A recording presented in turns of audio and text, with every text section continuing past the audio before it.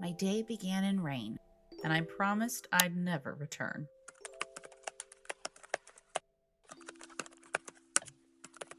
Recently, I had a vendor booth at a 2-day festival.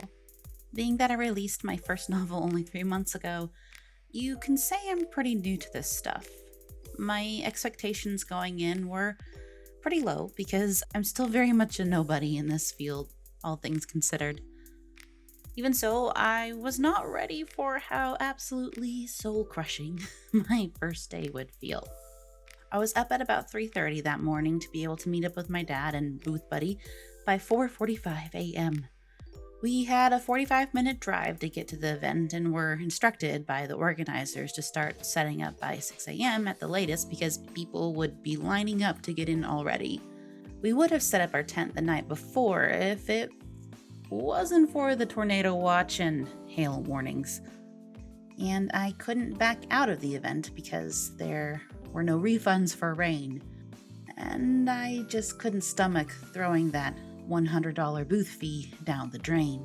So off we set in the dark and pouring down rain, praying the storm would pass by when the festival started at 9 a.m.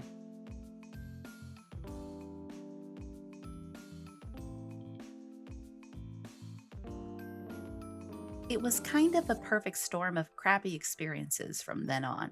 No pun intended. Arriving at our designated spot, we quickly realized we forgot to pack flashlights. Being before 6 a.m., it was, of course, pitch black, with the festival in a super tiny town, last population census reading at 91 residents. There were no streetlights. And finally, with the sky pouring buckets, we had to keep the back end of the van pointed to our tent setup so the trunk lid stood as a rain barrier for all of our stuff. Meaning, headlights weren't really an option either. There was also the case of the miniature lake-sized puddle forming on the road in front of our spot. Then came the part where our booth assignment had ground soaked through and was a muddy mess. I had to borrow a pair of rain boots from my dad to make it through the day. The events coordinator adamantly told me that every booth had to be finished setting up by 9 a.m. that morning. Instead, the two neighboring booths next to us didn't show up until 9 that morning. Worse yet, the booth to our right convinced the coordinators to move them to a random location away from us because their section was muddy, like all of us. That wouldn't have been a big deal if it weren't for the point that we were the second to last booth in the line, and nothing like a giant gap next to you to dissuade people from coming to check you out or even noticing you were there.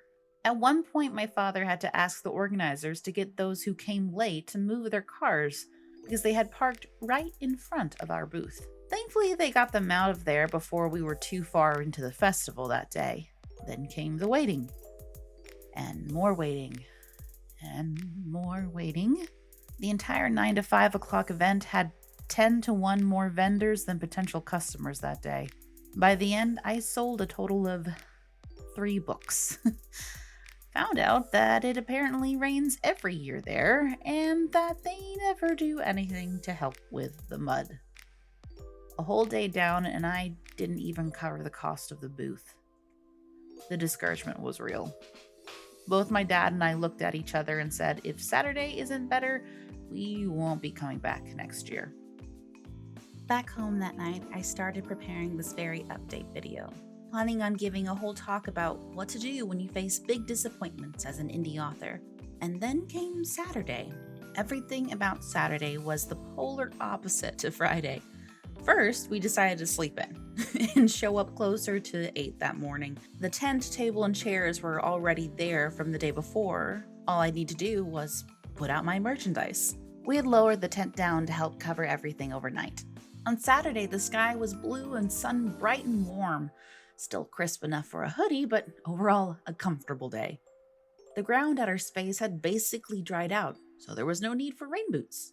We did have a little hang up in the amount of fog that morning, which brought in a heap of condensation along the interior of the tent roof.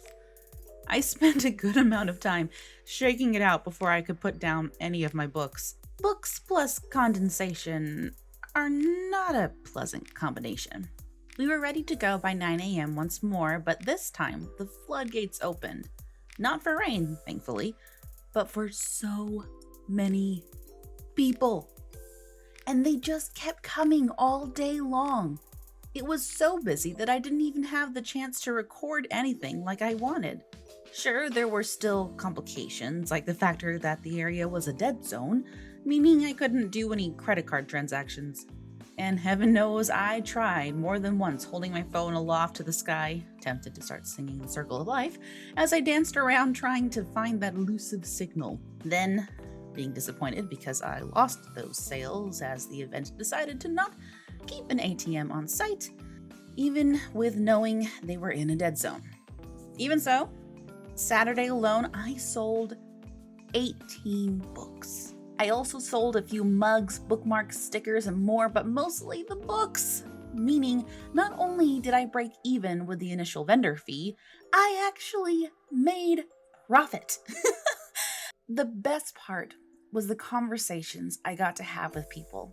I had one person who got a copy of my book from a smaller December event I'd done, who came to tell me that my story was her absolute favorite book right now.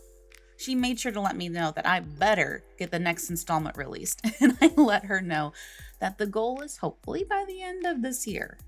Hopefully. Then there were the ones who came running over to my booth and signed up for my newsletter before they even read the back of the book cover. They all bought a copy, but the enthusiasm was so encouraging. Of course, there were plenty of those who promised to come back by later, but never did. But the ones who returned and got their own copy meant so much to me.